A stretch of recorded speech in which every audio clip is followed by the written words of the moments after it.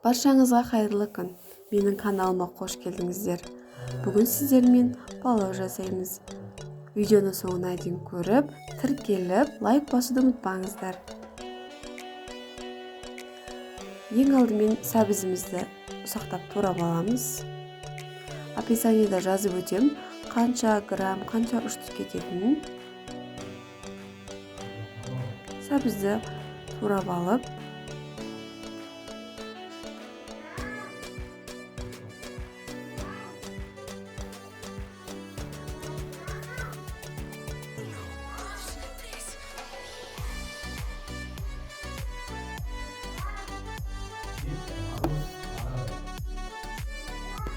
пиязымызды тураймыз.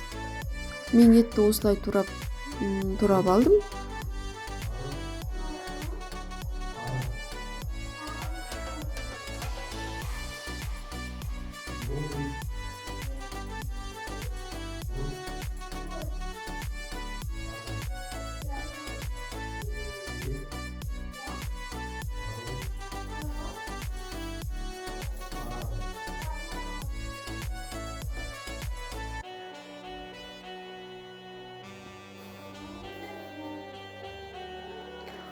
Майымызды қыздырып қоямыз.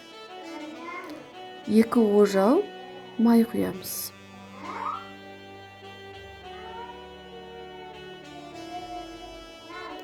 Пиязымызды салып, жақсылап қызарғанша қуырамыз.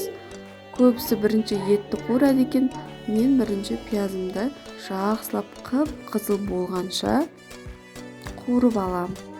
Сонда палауларымыздың түрі әдемі болады, қызылдау болады. Етімізді саламыз. Етімізді де жақсылап турап аламыз.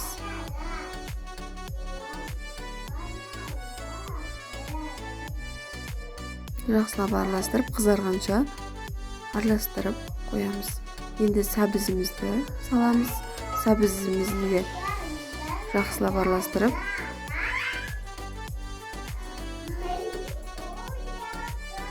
5-10 минуттай тоқтырып аламыз.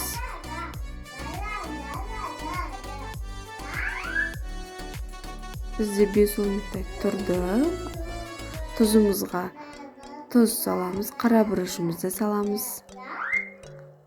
Мен дәміне қарай осындай роллтон қостым.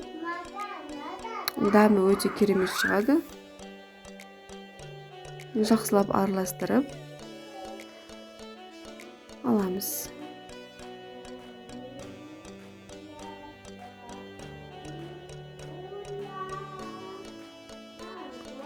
Су құямыз. Суды көбірек құйып жүрмеңіздер. Осылай бетін, осындай еттің сәл ғана үстінде тұрсын. Күрішімізді жақсылап жуып алып, ыстық қайнап тұрған суға жарты шайны ложка тұзымызды салып қоямыз. Күрішімізді осылай салып, үстінен сәл ғана су шығып тұрса болады. Қақпағын жауып пісіреміз. Біздіңкі дайын болды, аз болсын.